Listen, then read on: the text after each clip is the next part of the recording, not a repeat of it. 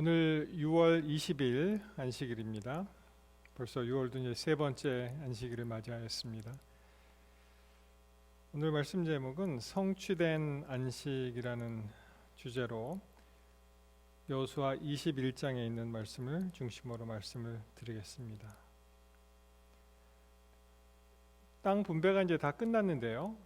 레위 지파는 원래 그 땅 분배를 받지 않고 여호와께서 주신 그 제사장 직분이 그들의 분깃이 됩니다. 그런 말씀이 이제 여기저기 나옵니다만 18장 7절에 있는 말씀을 보시면 레위 사람은 너희 중에 분깃이 없나니 여호와의 제사장 직분이 그들의 기업이 된다, 이렇게 말씀하십니다. 그래서 그들이 그 분배받을 땅은 없지만 하나님께서 그들에게 직접 하나의 그 분깃이 되시는 것이죠. 그런데 이제 여호수아 21장에는 레위 사람들이 받는 그러한 성읍들에 대해서 이제 말씀하십니다. 함께 보시겠습니다. 여호수아 21장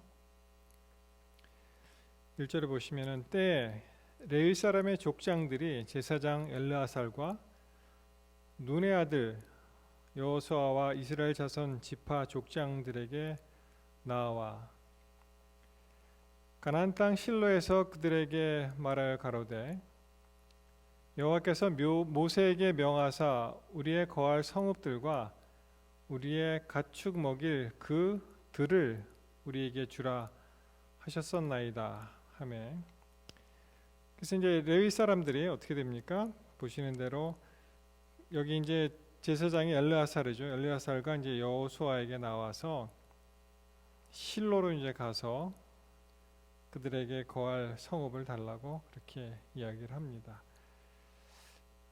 이유는 땅을 달라는 이유는 두 가지였죠. 거할 곳과 그리고 이제 가축 희생 제물을 먹일 목축지가 필요하였던 것입니다. 그래서 이 pasture lands 그 들을 우리에게 달라. 그 결과 3절에 보시면은 이스라엘 자손이 여호와의 명을 따라 자기의 기업에서 이 아래 성읍들과 그 들을 레위 사람에게 주었다, 이렇게 나옵니다. 그래서 그 말씀이 이제 계속 쭉 나오는데요. 우리가 여기서 이제 세 사람을 주목할 필요가 있습니다. 레위의 아들이죠. 열왕기상 6장 1절에 보시면 레위의 아들들은 게르손과 그앗과 무랄이다, 이렇게 나오죠. 자, 보십시오. 레위가 있는데 레위의 아들은 게르손과 그앗과 또 이제 세 번역에는 고핫으로 이제 나옵니다만, 그리고 이제 무랄이다. 바로 이 고핫, 그핫, 이 레위 이 계파가 이제 아론의 그 계파가 되겠습니다. 그래서 그 아론의 아버지 요게벳은 출애굽기에 좀 나오지만 그 아버지 이름이 잘 등장하는데 여기 나옵니다. 아므람이 아론, 모세, 미리암. 그래서 그 4절부터는 그들에게 어떻게 땅이 분배가 되었는지 이렇게 나오고 있습니다. 자, 21장 4절에 보시면 그앗 족속을 위하여 제비를 뽑았는데 레위 사람 중 제사장 아론의 자손들은 유다 지파와 시므온 지파, 베냐민 지파 중에서 제비대로 13성읍을 얻었다. 그래서 그앗 자손 중에서도 이제 레위를 그앗 자손 중에서 그 아론 자손에 대한 땅이 이제 나오는데 얼마나 얻었습니까? 13성읍을 이제 얻습니다. 그리고 이제 남은 그앗 자손들은 에브라임 지파의 가족과 단 지파와 므낫세 반 지파 중에서 제비대로 10성읍을 얻었다. 그래서 나머지 그앗 자손이 10성읍을 이제 얻습니다. 6절 보시면 이제 게르손이 나오죠. 게르손 자손들은 이사갈 지파의 가족들과 아셀 지파와 납달리 지파와 바산에 있는 므낫세 반 지파 중에서 제비대로 13성읍을 얻었습니다. 여기죠. 게르손 자손이 13성읍. 그리고 나머지 이제 무라리 자손이 12성읍을 얻게 되는데 7절에 보시면은 무라리 자손들은 그 가족대로 루벤 지파와 갓 지파, 스불론 지파 중에서 12성읍을 얻었다. 이렇게 되어 있습니다.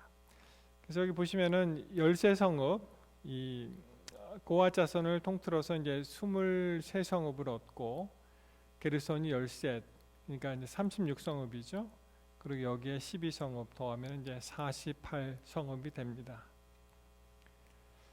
그 이후에 이제 나오는 말씀들은 8절부터 쭉 이제 아주 자세하게 어느 성읍을 내주었다는 그런 이야기가 이제 쭉 나오고,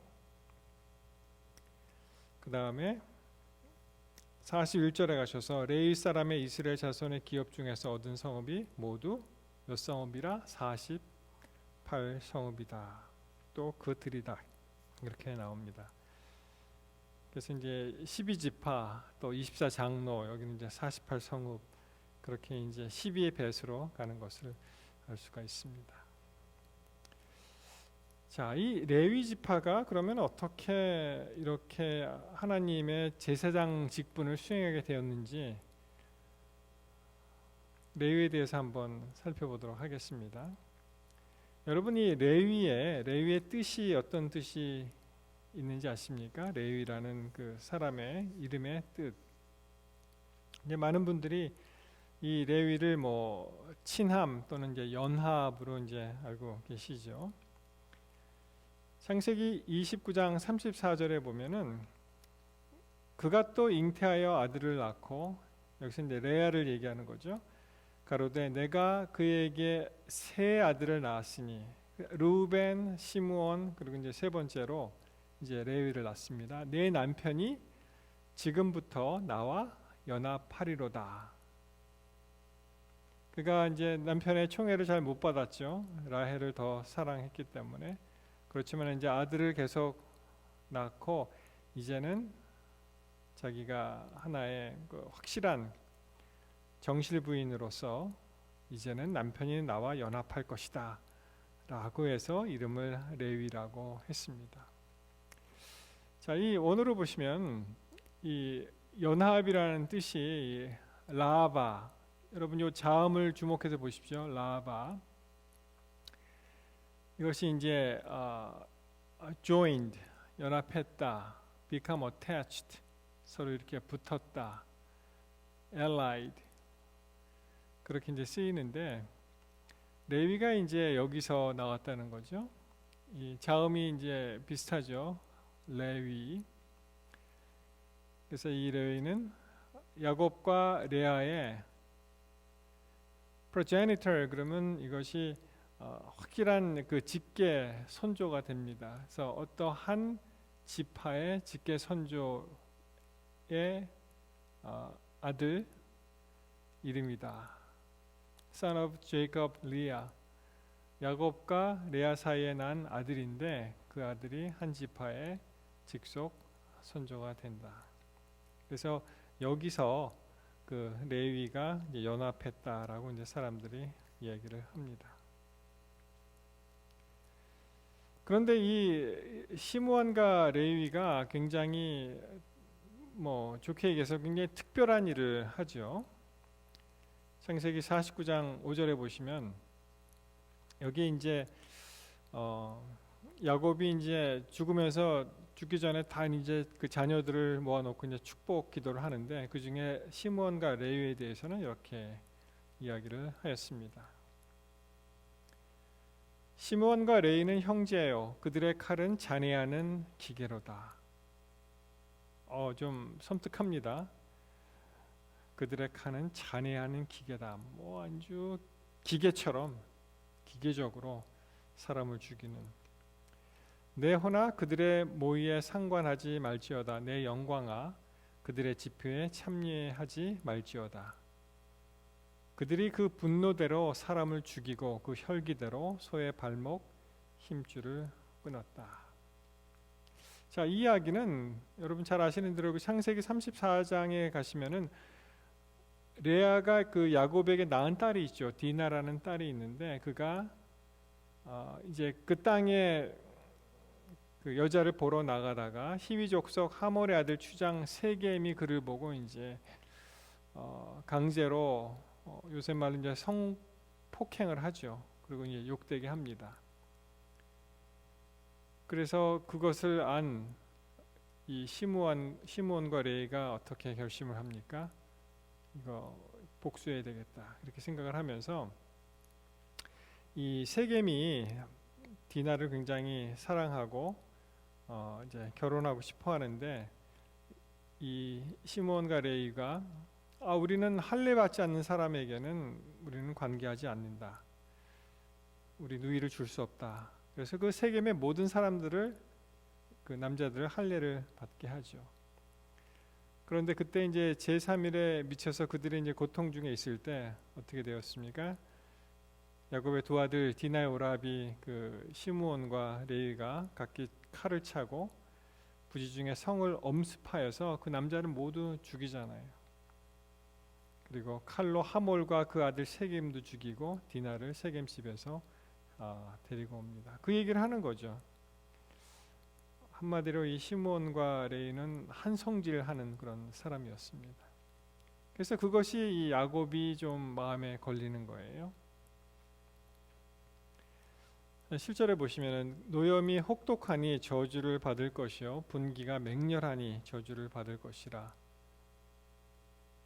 내가 그들을 야곱 중에서 나누며 이스라엘 중에서 흩트리로다.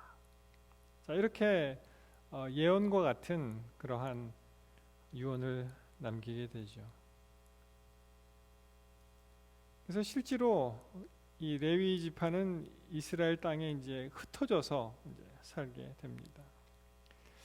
전에 이런 도표를 한번 보여드린 적이 있는데요. 이것이 그 민수기 26장의 제2차 인구조사에 나오는데 보시면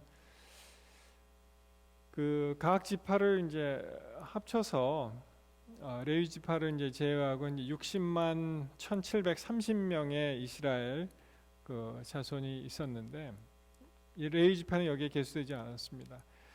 여기서 이제 가장 많은 그런 지파가 76,500으로 이제 유다 지파였었고요.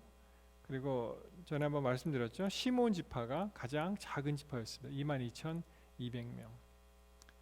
레위는 개수는 되지 않았지만 23,000명. 그러니까 보통 다른 지파의 그 숫자가 뭐 4만, 5만, 뭐 6만, 7만, 적어도 3만. 에프라임이 이제 32,500이었는데 이 시므온과 레위가 굉장히 작은 그런 숫자를 여기서 기록을 합니다. 그럼에도 불구하고 하나님께서는 이 레위 지파에게 복을 주셔서 그들이 가장 가까이 하나님을 섬길 수 있는 그런 특권을 주십니다. 그래서 어떻게 됩니까? 출애굽기 28장에 보면은 그 말씀이 나오죠. 너는 이스라엘 자손 중 내 형 아론과 그 아들들 곧 나답과 아비후와 엘르아살과 이다마를 그와 함께 내게로 나오게 하여 나를 섬기는 어떤 직분을 준다고요? 제사장 직분을 행하게 하라. 그렇게 이야기를 하죠. 그 아론의 그 아들 나답과 아비후 그 잘못된 불로 그들이 이제 죽임을 당하고 이 엘르아살은 이제 여호수아와 같이 아주 활발하게 땅을 분배했던 그런 사람이죠. 이 이다말에 대해서는 뭐 거의 성경에서는 그렇게 특출나게 기록하지는 않습니다. 많은 경우에 엘르아살과 함께 이렇게 묶어서 이다말을 나타내고 또 어떤 그 감독하는 역할을 이제 맡기죠.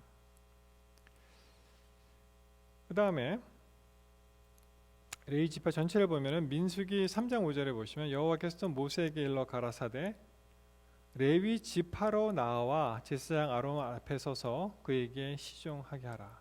그러니까 레위를 어떻게 했습니까? 레위 지파를 이제 성소 봉사를 할 수 있도록 그렇게 인도하셨죠. 복을 주셨습니다. 그들이 회막 앞에서 아론의 직무와 온 회중의 직무를 위하여 회막에서 심우할 수 있도록 그렇게 지파 전체를 이제 선택을 하셨습니다. 또 이제 신명기 33장 10절에 보시면은 이제 8절부터 이 레위에 관한 얘기가 나오는데, 이 모세가 죽기 전에 이제 유언과 같이 남긴 말 중에 이제 레위에 해당되는 것이 이제 8절로부터 시작되는데, 10절에는 주의 법도를 야곱에게, 주의 율법을 이스라엘에게 가르치며 주 앞에서 분향하고 온전한 번제를 주의 단 위에 드리리로다. 그래서 이 레위의 직분을 크게 하는 일을 두 가지로 나눈다면, 첫째는 주의 율법을 가르치는 것입니다. 그리고 두 번째로 이제 성소 봉사를 할 수 있도록 많은 사람들을 하나님께로 이제 인도하는 그러한 일을 할 수 있도록 특별히 선택하시고 복 주시고 축복으로 임하셨다는 것을 알 수가 있습니다. 여러분, 근데 이거 아십니까? 우리 모두가 이제는 제사장 직분을 받은 거예요. 베드로전서 2장 9절에 보시면은 뭐라고 말씀하셔요? 그러나 너희는 택하신 족속이요 왕 같은 제사장들이요 거룩한 나라요 그의 소유된 백성이니 이는 너희를 어두운 데서 불러내어 그의 기이한 빛에 들어가게 하신 이의 아름다운 덕을 선포하게 하려 하십니다. 우리를 어떻게 부르셨습니까? 택하신 족속이요. 마치 하나님께서 레위 지파를 택한 것과 같이 우리도 택하신 족속이라고 말씀하시고, 또 왕 같은 제사장들이라고 말씀하십니다. 이건 굉장한 신분입니다. 여러분, 우리가 때때로 살면서 굉장히 낙심하고 또 좌절하고 참 자신을 책망하지만, 하나님께서 우리를 보시는 눈은 여전히 우리를 높이시고 귀한 택하신 족속으로 삼으시며 우리를 제사장의 직분으로 그분이 인도하셨다는 것을 꼭 잊지 말기 바라십니다. 그래서 이 제사장은 율법을 가르치고 하나님께로 인도하듯이 우리도 우리 사랑하는 형제 자매들에게, 우리 이웃들에게 하나님이 과연 어떤 분인 것을 우리가 몸소 삶으로 나타내주고, 그들을 성경을 통해서 또 여러 가지 감화력을 통해서 하나님께로 인도하는 그런 직분을 받은 것입니다. 그래서 이제 쭉 그런 말씀이 나오죠.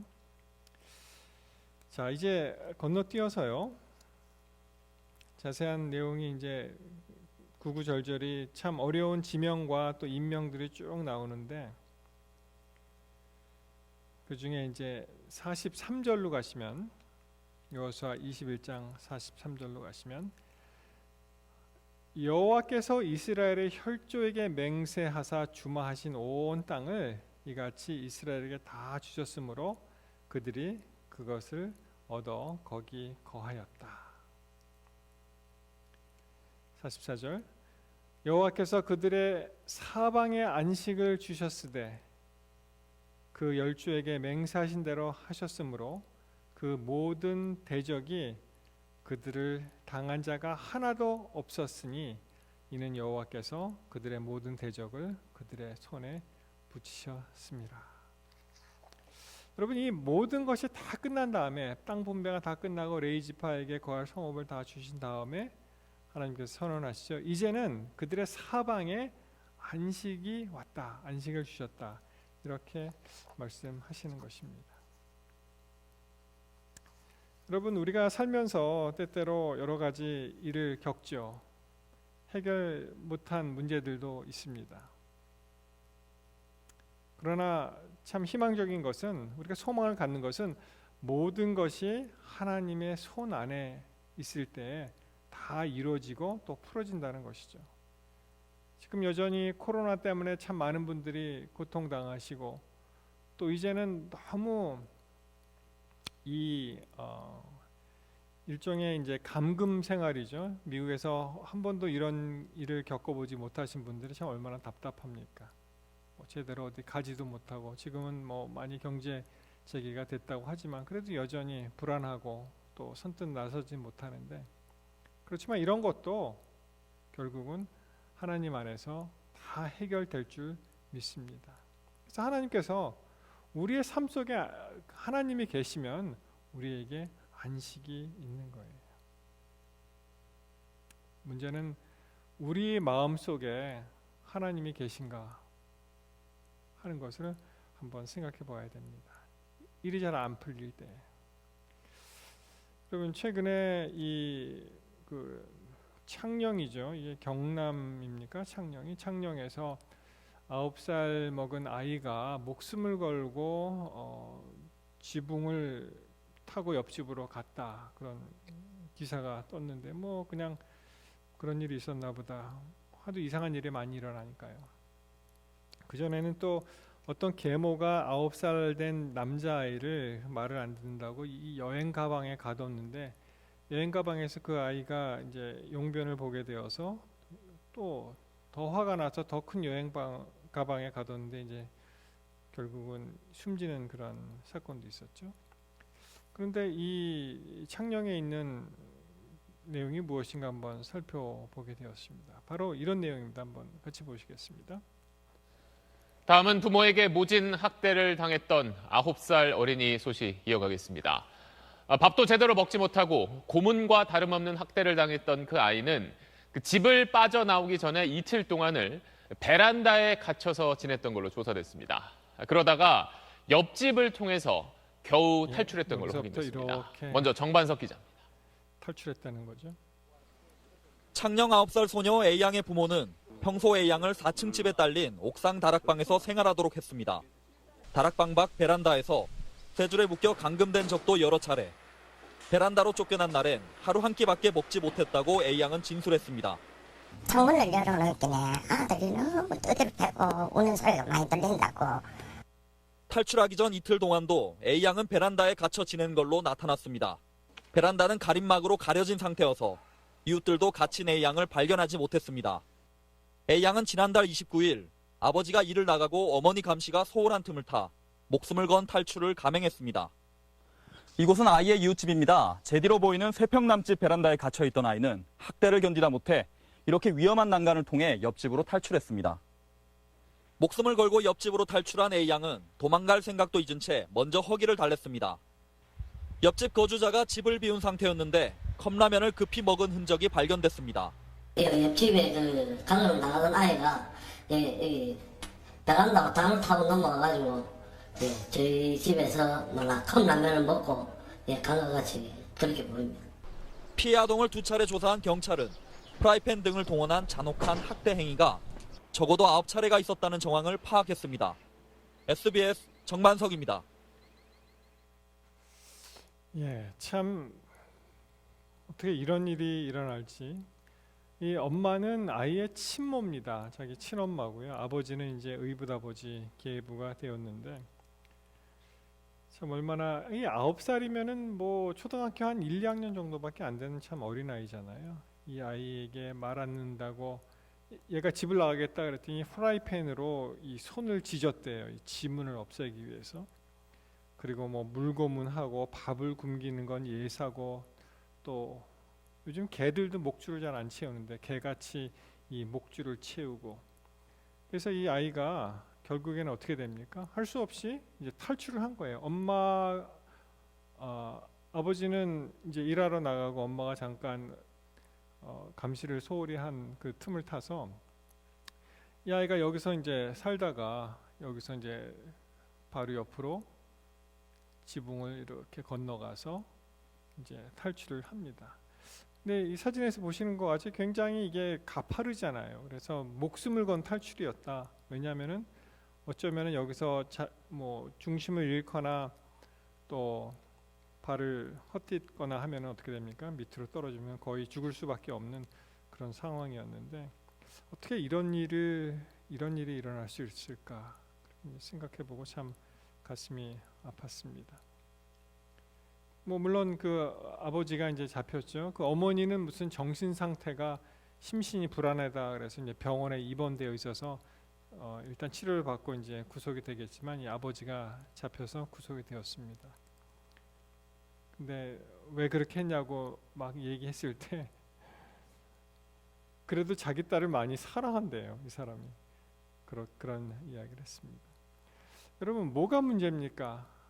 아니 도대체 그 9살 먹은 아이가 뭐 잘못하면 뭐 얼마나 잘못했다고 이렇게 거의 뭐 죽으라고 이제 학대를 한 거죠.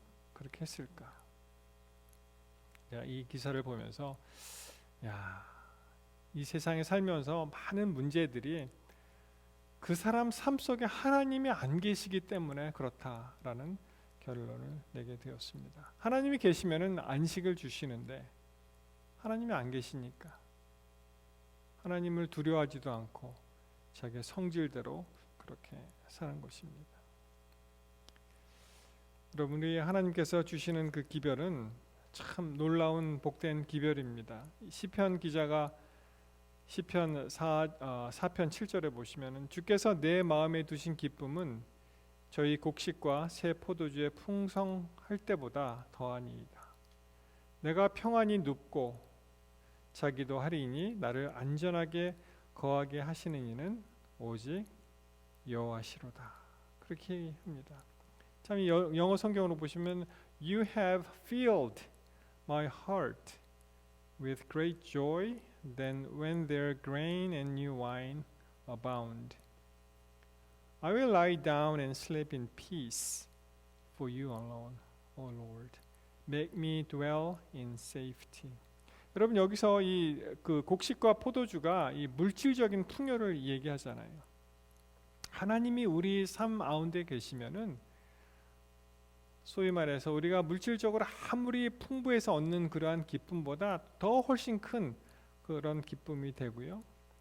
그리고 하나님께서 우리의 삶에 계시기 때문에 오늘도 내가 평안히 눕고 자기도 하고 안전하게 거할 수 있도록 그분이 인도하신다는 것입니다.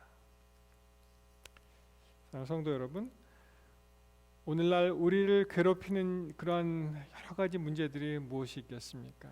특별히 이 관계 때문에 힘들어하시는 분이 많이 계시죠. 남을 탓하기 전에, 자신을 탓하기 전에 내 삶 속에 과연 하나님이 계시느냐, 그것을 한번 살펴보게 되시기를 바랍니다. 나의 삶 속에 여전히 안식이 없고 불안하고 뭔가 붕 떠 있는 것 같은 그런 삶을 산다면은 우리 삶 속에 하나님이 정말 계시는가, 그것을 살펴보아야 합니다.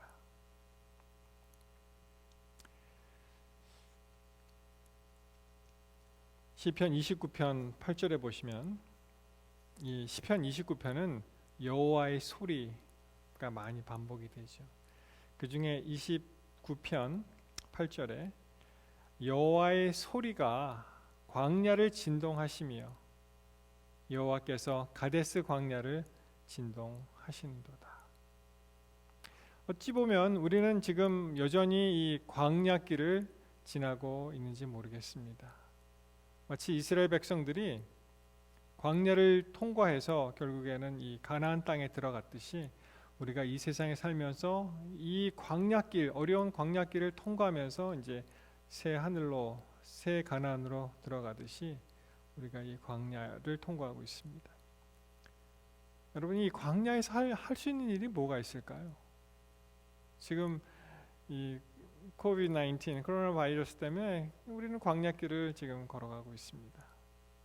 돈이 있어도 어디 가지도 못하죠. 여행도 못하죠. 뭐 사 먹을 수도 없죠.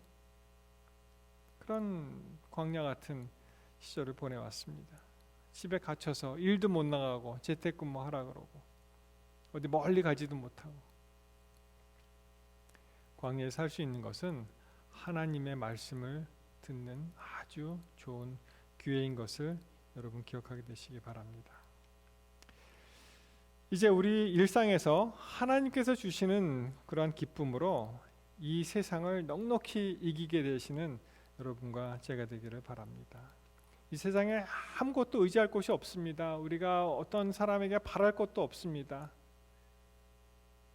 이 어려운 시기에는 정말 다시 한번 하나님의 귀하신 그런 섭리를 붙들고 또 그분이 우리 삶 속에서 어떻게 임하셨고 인도하셨는지를 우리가 기억해야 됩니다.